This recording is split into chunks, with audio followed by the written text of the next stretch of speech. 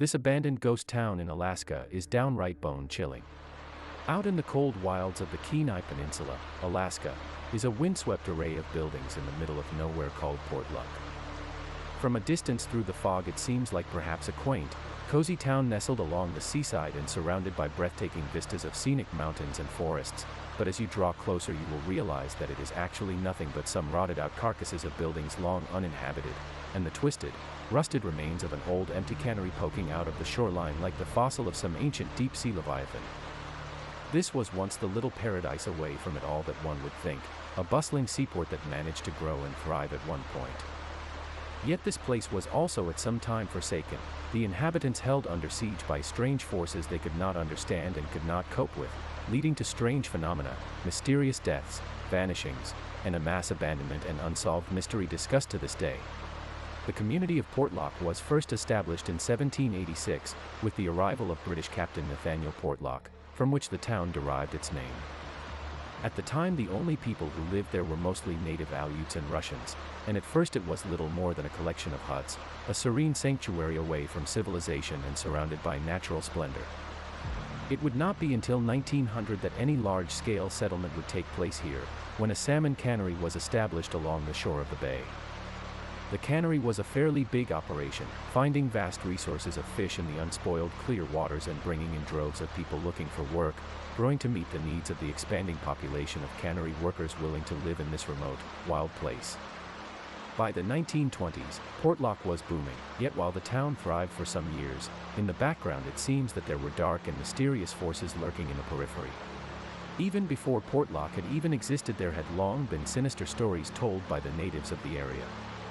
They had long told of a creature stalking the wildernesses of the region, which they referred to as a Nantianak, roughly translating to half-man, half-beast.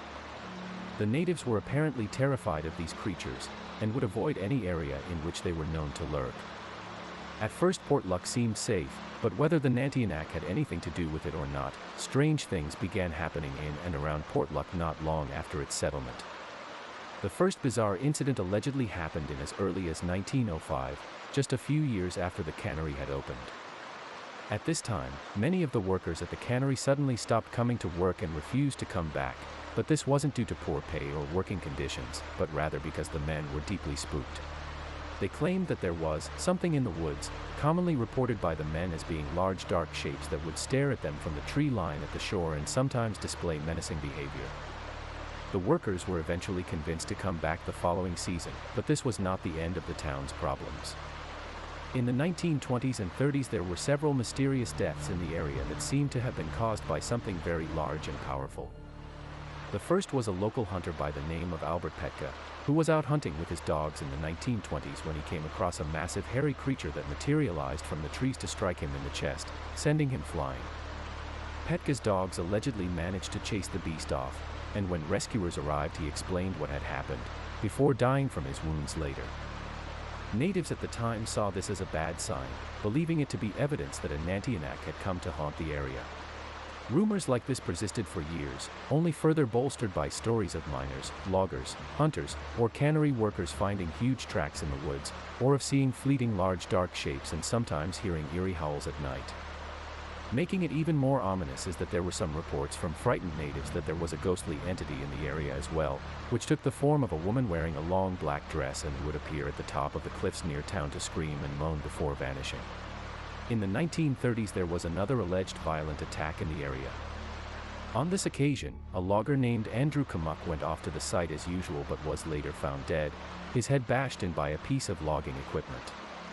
It was very odd, because the body was found some distance away from the actual site, and the piece of machinery used to kill him was far too heavy for any men to have even picked it up, much less drag any significant distance.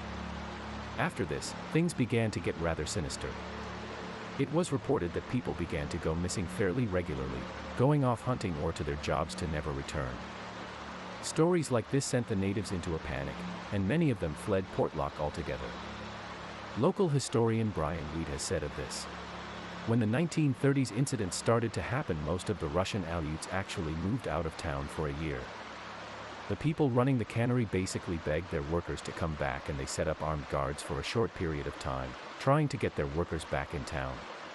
Most were eventually coaxed into coming back, but this was not nearly the end of the weirdness. People continued to disappear without a trace, and sometimes the missing were found in quite the gruesome state. In 1940 it was reported that a search party had been sent out to look for one such missing hunter, which would claim that they had come across his body in a creek, mutilated and torn apart in a way not consistent with a bear attack. Other bodies would reportedly be found as well, apparently washed down from the mountains into a nearby lagoon, with others still discovered washed up on the shores of Port Chatham, all of them ripped apart and maimed as if by some immensely powerful animal. At the time there were so many people turning up in that lagoon dead that it began to truly spook the locals, to the point that they spent much time cowering indoors away from those gloomy woods. These disappearances and deaths coincided with a wave of sightings of large hairy creatures and less identifiable shadow entities. On one occasion a local man named Tom Larson claimed to have seen one on the beach methodically tearing apart fish wheels, but said that when he had tried to shoot it with his rifle he had felt oddly compelled to not fire. The settlers called these things mountain apes, hairy men, or just devils. The natives called them the Nantianak, but whatever one called them, all of the strangeness and death spurred on a mass exodus from the area towards the end of the 1940s, and by 1951 the town was completely abandoned, leaving all of the buildings, equipment, and cannery behind. Weed has said of this: those people did leave the town. We know when the town and post office shut down. We know that there are reported murders in the area. They called them murders, but they also included people that just went lost in those reports. We're not talking about a dozen people. We're talking like 3 dozen people. If we have a serial killer in the area at the time, they took out a lot of people in the course of say 20 years. Even this abandonment was not the end of the strange phenomena in the area, as there have been Bigfoot sightings in the years since. Some examples are a man who claimed to have been chased by a Bigfoot in the area in 1968, and another is a case in which 3 hunters said their camp had been circled by a menacing large creature for 3 nights straight. In 1990, there was apparently a native man who suffered a heart attack, and when paramedics came to save him, he ranted, "Did it bother you? Did you see it?" There can be northwest doubt that this place was rather suddenly left to the elements and shunned by those who once made their living here, but what was it? Was this a serial killer on the loose, wild animals, Bigfoot, spirits, demons, or something else altogether? For now we do not know, and the decrepit ruins of what was still sit upon the bay, with the only ones knowing the true answers being the trees and perhaps ghosts. Thank you again for joining us for another video. If you liked the video, please like, subscribe and comment down below and let us know what you would like to hear in the near future. See you all again soon.